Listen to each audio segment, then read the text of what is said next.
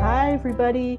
Dana Litwin here again, and welcome back to Tuesday Tips. And today I am genuinely so excited and delighted to feature my friend I haven't seen since January of 2020, but Heather Hiscox is here, and she's been doing a lot of fantastic work despite the challenges of the last few years, and has a book out. And you're still kind of jet setting and traveling around. So welcome, Heather, to the show. So glad to have you on finally.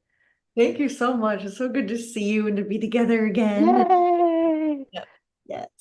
What would be some quick Tuesday tips, knowing this is a very complex topic, but what would be your Tuesday tips in, three or four bullet points or core concepts to share with people on building empathy and kind of crossing these usually artificial divides that are being put upon us by so many advertisers and so many information spaces?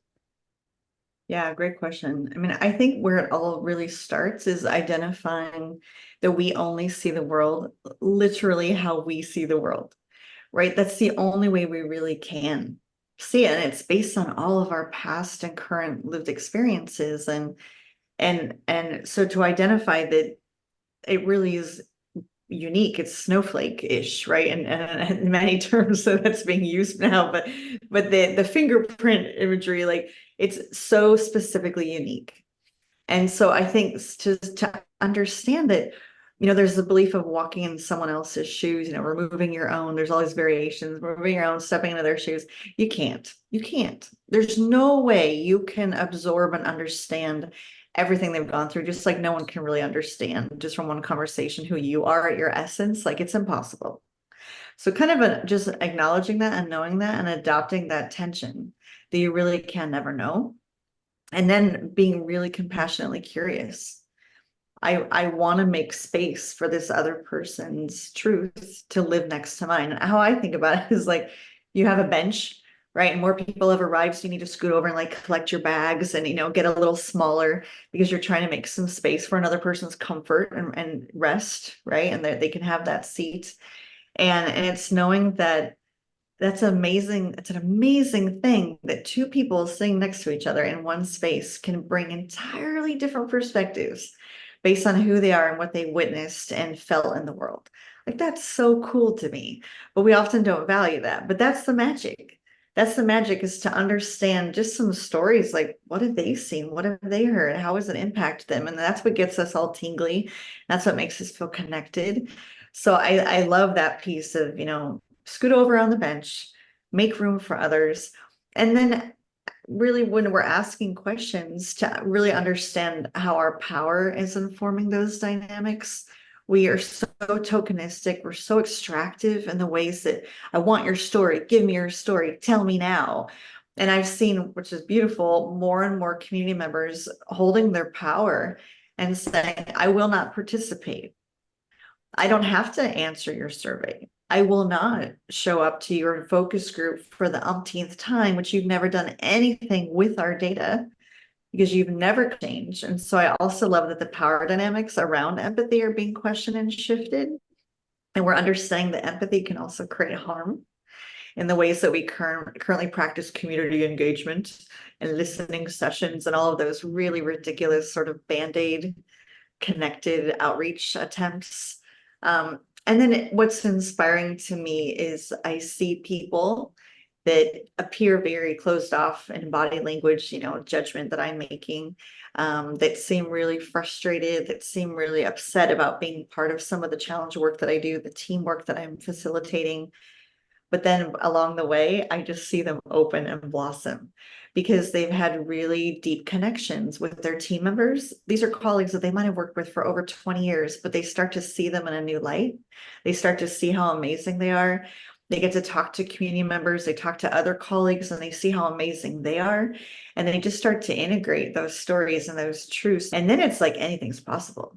It just opens their mind to creativity and hope and care in a whole new way. And so it's interesting journey to watch people sort of move through those experiences. But I think those are, yeah, really key to think about power, to think about making space for others, to see the beauty in it and see what's possible.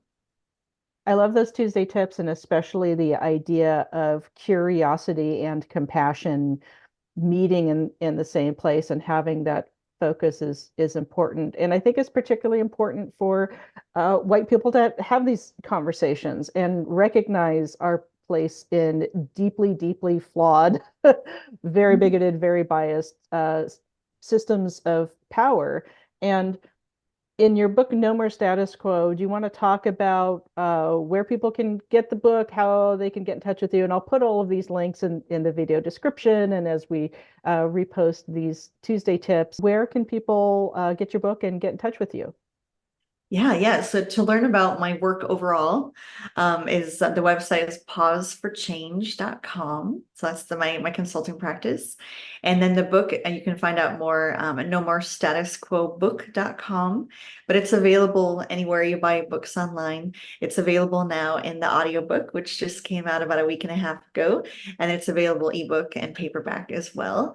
On again, any of those online retailers. And then for Possibility Project, to watch any of those 50 episodes and see more than 120 guests and do all that learning, it's possibilityproject.org.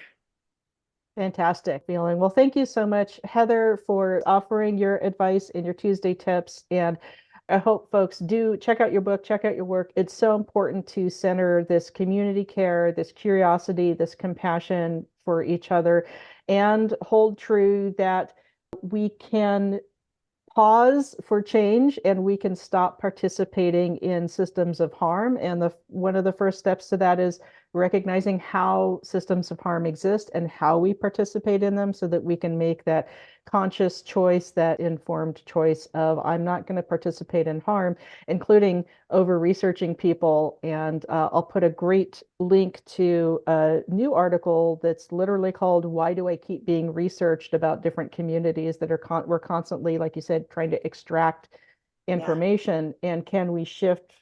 Let's all make a commitment to shift from extraction and transactional relationships or interactions to transformative and exponentially beneficial Mhm. relationships with each other. All of this really comes down to people power and that sense of community and that sense of connection. And Heather, I'm so happy and proud and excited about the work that you're doing and will continue to do. And thank you so much for being on the show. Check it out, everyone. Thank you so much.